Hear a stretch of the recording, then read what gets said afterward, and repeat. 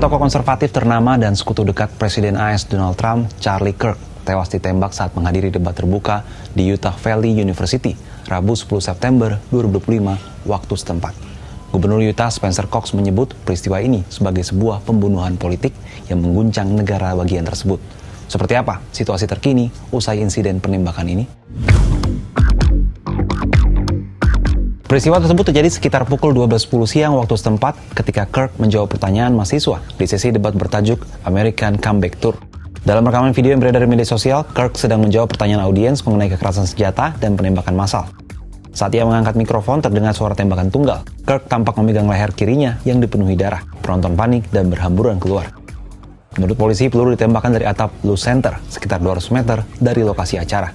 Hanya satu tembakan dilepaskan, tapi langsung merenggut nyawa Kirk. Gubernur Utah menyebut telah menahan seseorang meski belum ada penetapan tersangka. Our hearts are broken. We mourn with his wife, his children, his family, his friends. We mourn as a nation. If anyone in the sound of my voice celebrated even a little bit at the news of this shooting, I would beg you to look in the mirror and to see if you can find a better angel in there somewhere. Terkait peristiwa ini, Presiden AS Donald Trump dalam keterangan terpisah di Washington DC mengecam keras penembakan Kirk. Trump juga memerintahkan pengibaran bendera setengah tiang di seluruh negeri sebagai penghormatan. This is a dark moment for America. Charlie Kirk traveled the nation, joyfully engaging with everyone interested in good faith debate. His mission was to bring young people into the political process, which he did better than anybody ever, to share his love of country and to spread the simple words of common sense. Siapa sebenarnya sosok Charlie Kirk yang disebut-sebut merupakan salah satu sekutu dekat Presiden AS Donald Trump? Bagaimana kiprahnya di kancah politik AS? Charlie Kirk meninggal pada usia 31 tahun. Ia dikenal sebagai salah satu wajah paling berpengaruh dalam gerakan konservatif muda AS. Pada tahun 2012, ketika baru berusia 18 tahun, Kirk mendirikan Turning Point USA atau TPUSA bersama aktivis Tea Party, William Montgomery. Awalnya, organisasi ini kecil dan berjuang keras mencari pendanaan. Namun berkat gaya orasi Kirk yang lugas, cepat menyergap lawan debat, dan kerap memicu kontroversi, TPUSA tumbuh pesat.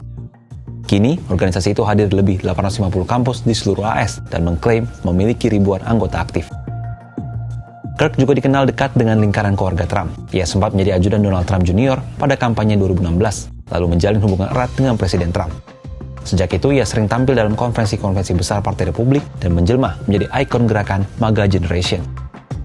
Kiprahnya meluas di media. Lewat podcast The Charlie Kirk Show, ia rutin membahas isu-isu panas dari sudut pandang konservatif.